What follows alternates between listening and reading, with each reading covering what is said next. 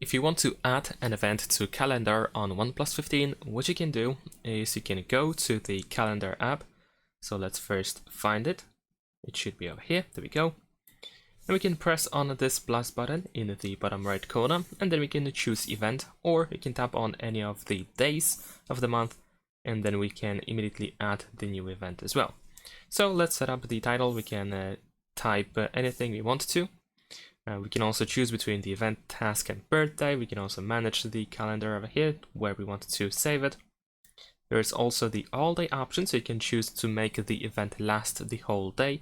Or if you disable it, you can choose when the event starts, at what time and when it ends.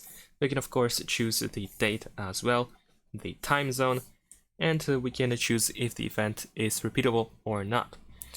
Over here we can choose one of these options, or we can go for custom. Besides that, we can add people to this event, we can add video conferencing, we can add location, we can manage notifications when you want to be informed and notified about this event, and so on and so forth. Once you are done with this setup, just tap on save in the upper right corner. And there we go, that is pretty much it. Thanks for watching, leave a like and subscribe.